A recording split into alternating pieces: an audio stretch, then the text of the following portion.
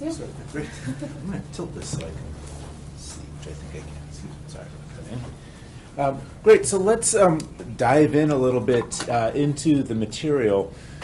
And thank you all again for being here. It's a special kind of person who says, with the end of summer bearing down on them, that they're going to spend 3 hours talking about the Holocaust and genocide. It's a difficult subject, and it's not cheery, but it's so important to teach. And I'm very glad that this law was proposed and finally passed, and I think it's important and exciting for Connecticut students to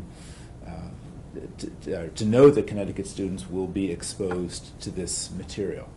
So our plan in terms of kind of presenting content, as it were, is to first talk about some of the terms that come up in Holocaust and genocide studies, because there can be a lot of confusion about this. Now, I may go a little quickly on this because just from hearing you all introduce yourselves, you're already there. In some sense, you're not the target audience for this part. You are. You know what the Holocaust is. You know what genocide is. But still, just to make sure that we're all starting at the same point, I think we'll go through this nonetheless. And then after a short break, I'll talk about Darfur, and I'll talk about the Rohingyas, a couple cases that just provide a little bit of context, talk about what's going on there, and perhaps a way one might think about teaching them. It's a little bit not my bailiwick, because I'm not actually in education, but there's certainly important themes that come out of both those cases. But we'll get there when we get there. So the first two slides that I would like to show are entitled, "What is the Holocaust and what is genocide?" So again, I'll be quick on this, but stop me, of course, if you have any questions or disagreements with the way I'm presenting something here.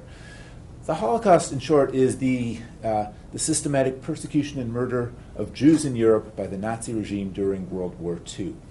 The Nazis also systematically persecuted and murdered other populations, including the Romani, or the Roma or Romani, or Sinti, more commonly known, although it's a pejorative term, as gypsies.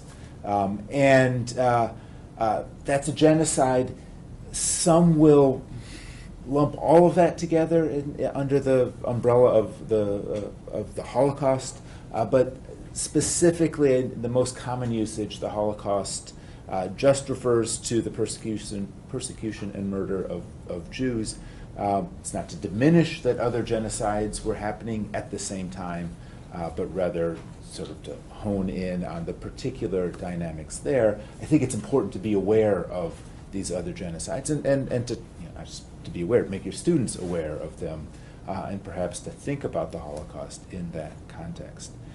Over the course of World War II, over 6 million Jews in Europe were murdered.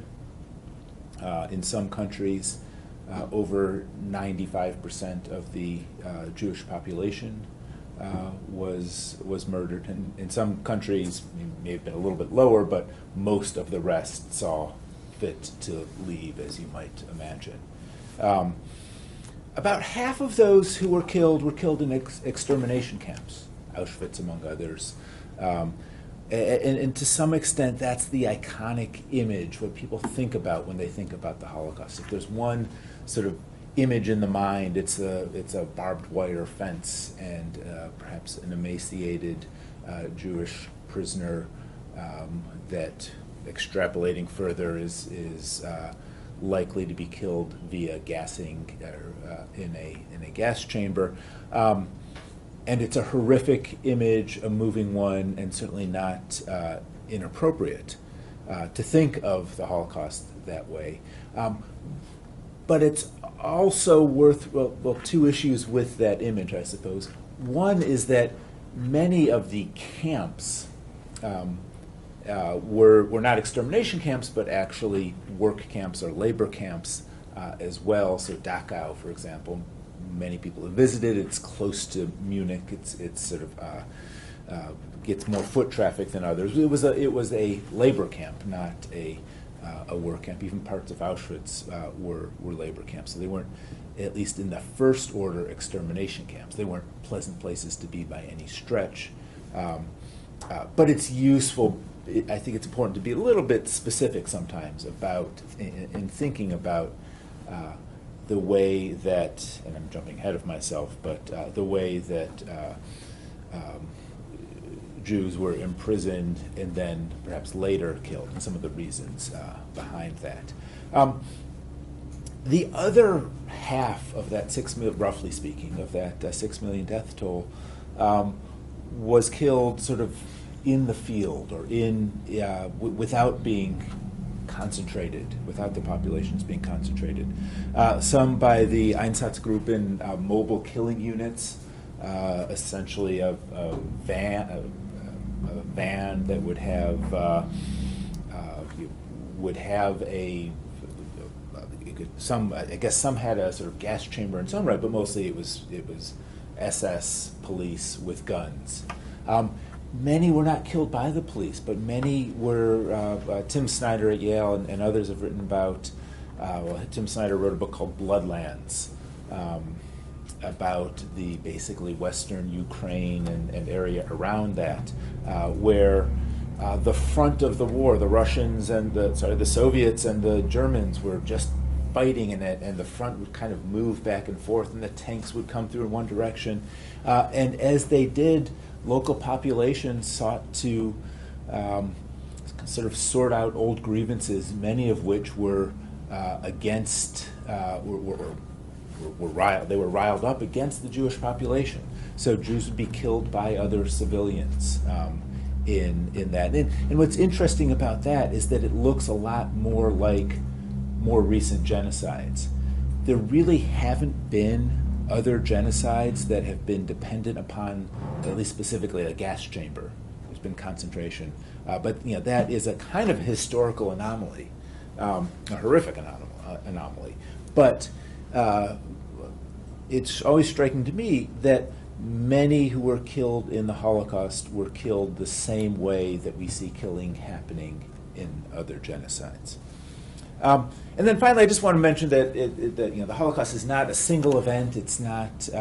It didn't happen over in 1 month or particularly bad week. It was a multi-year process, and I think it's even worth extrapolating backwards before the actual process of killing started, which you can date at 1939 or 1941. I'm not actually a European historian or a Jewish historian. My focus my personal focus has been on Rwanda and genocide in Africa. So you may have more specific knowledge. Many of you may have more specific knowledge about the Holocaust than I do. But conceptually, I do think it's important to think about the Holocaust as something that began kind of in Nazi Germany, progressively, or probably regressively is a better phrase, with legalized discrimination in the 1930s against Jews and also against the Roma population. The concentration of those populations, at first in ghettos and then later in concentration camps. The conscious decision, apparently, 1941, early 1941, to pursue a so-called final solution, meaning the Nazi regime had contemplating deporting the entire Jewish population, perhaps creating a Jewish settlement in as far-flung places as Madagascar, but then decided instead to kill Europe's Jews rather than deport them. So at that point, then, the conversion of some concentration camps into extermination camps and the construction of others and the sort of whole infrastructure was put in place. And then over the course of 1941 and 1942, you see most of the murders of those 6 million people. questions or comments about this part of the definition? Okay, if not, I will move on to genocide. Genocide, simply speaking, is is any attempt to eradicate an identity group through the murder of its population. Now, that's perhaps that is even too wordy to be intuitive. I was giving a presentation to my son's 6th grade class earlier this year, and I asked this question, what is genocide? The kid raised his hand and said, it's mass killing of a group. And in some ways, that's exactly right. In like 6 words, or 4 words, 5 words, he managed to capture really the essence of it, of what we talk about. It's not just mass killing. It's mass killing of a group because of their membership in a group. But that can be explained after you say mass killing of a group. The term genocide didn't exist before the Holocaust. There is and many of you probably know of the Polish Jewish lawyer Raphael Lemkin, who,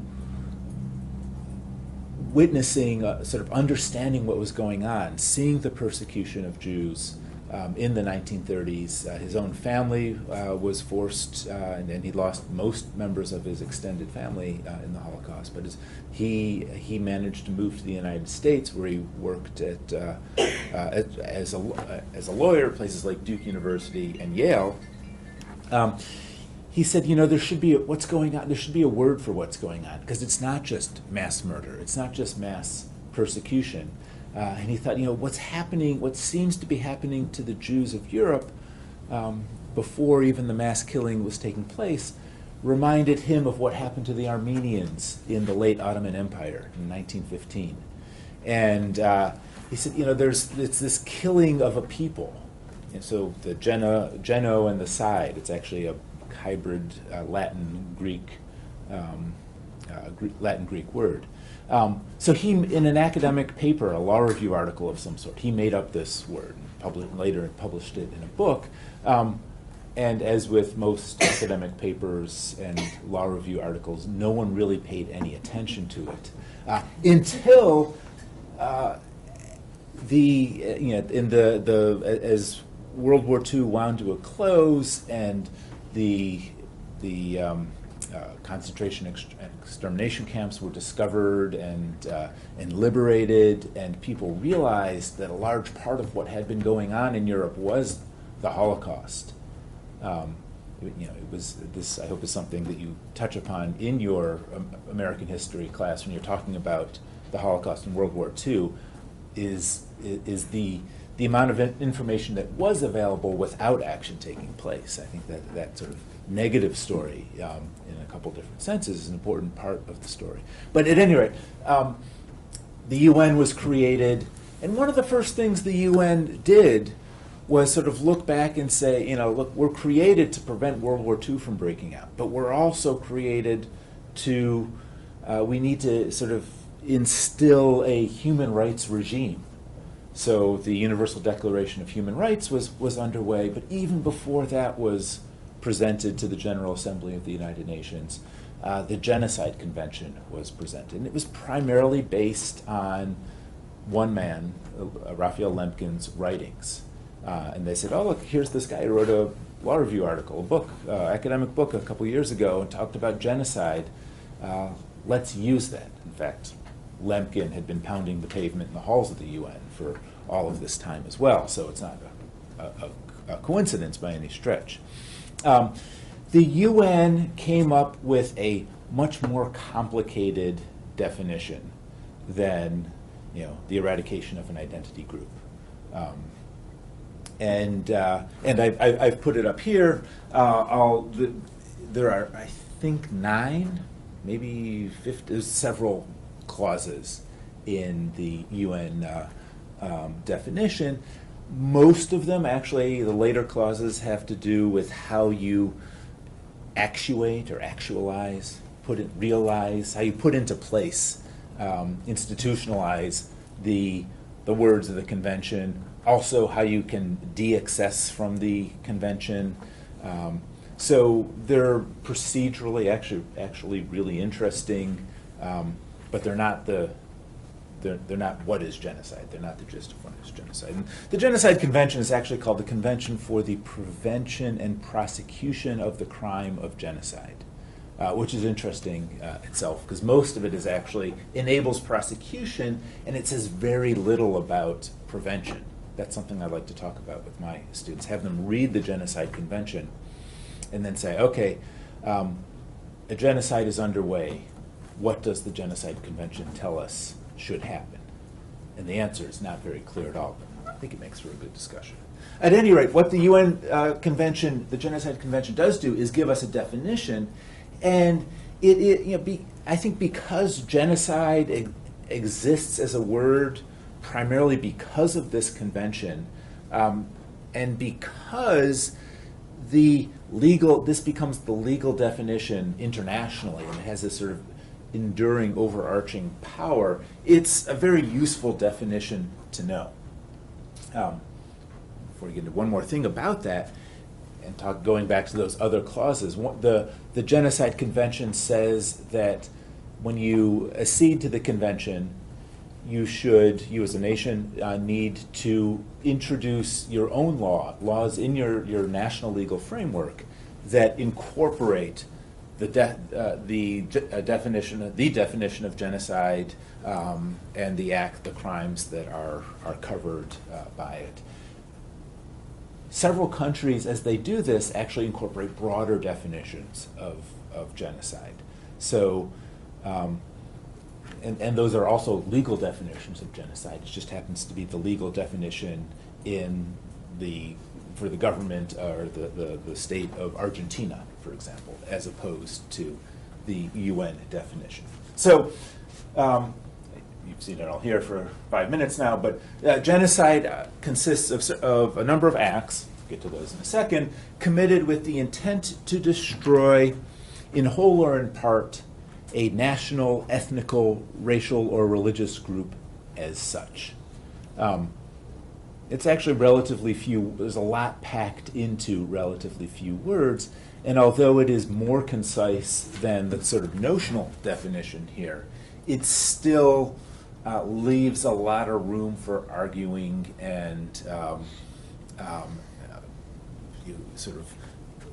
challenges in applying the definition to any given case. For example, sort of the moving parts of really this refers to the definition are, well, what groups are, technically speaking, national, ethnical's not even a word we use anymore, racial or religious. Does that mean that, in Indonesia, where communists were persecuted and killed by the hundreds of thousands in 1965 and 66, does that mean, because it was mainly a political identity, that wasn't a genocide? By this definition and those facts, no, that wasn't a genocide. Given, though, that that within that population, a large portion of Indonesia's Chinese population was killed. Well, that's a national group. Some would argue in the Southeast Asian context, a racial group. These words are complicated when we start to unpack them. That does make it a genocide. So there's lots of room for argument. What actions? The covered acts include not just killing, but causing serious bodily or mental harm to members of a group. So perhaps a campaign of so-called ethnic cleansing, in which people are forced out of the country but not killed. That may be a matter of serious bodily or mental harm. Deliberately inflicting on the group conditions of life calculated to bring about its physical destruction. Perhaps what the UN body was thinking of was that the Germans in 1905 had in Southwest Africa, now known as Namibia, had basically encircled, or done about 320 degrees of a circle, surrounding the Herero population in Southwest Africa, leaving an escape route into the completely inhospitable, unlivable desert. And something like 90% of the Herero population died at that point.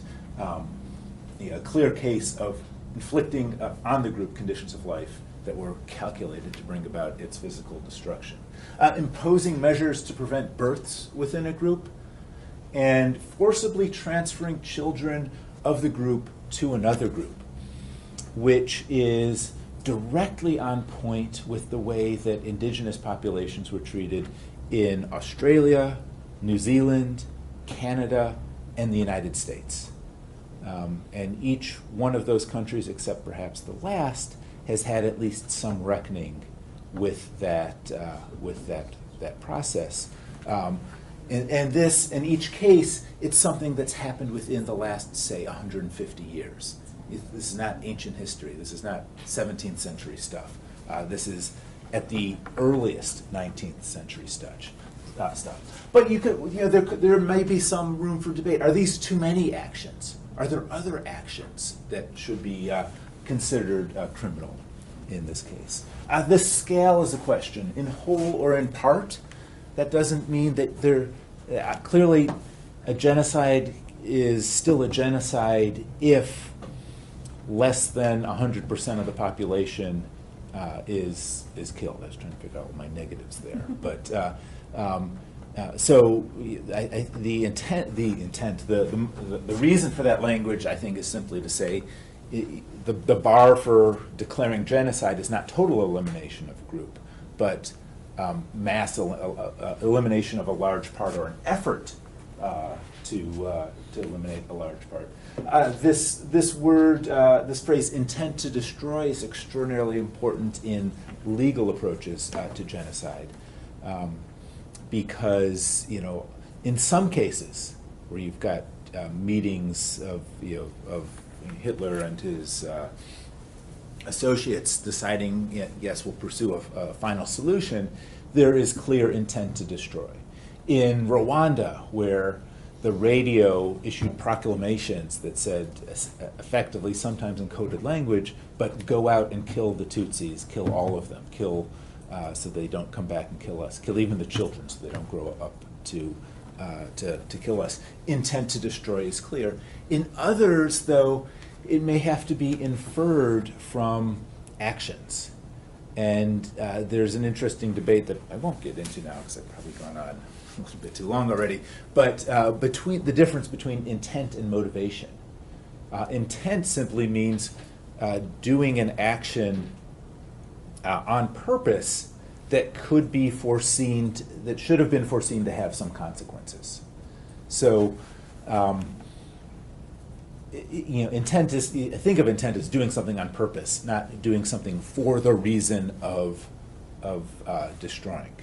And that's actually a lower bar than a lot of people think for proving genocide. I'm going to talk a little bit about some of the other words that might be important or useful on the next slide. But are there any questions on this? Genocide definitions. I think it's interesting, like the idea to use the word mental too.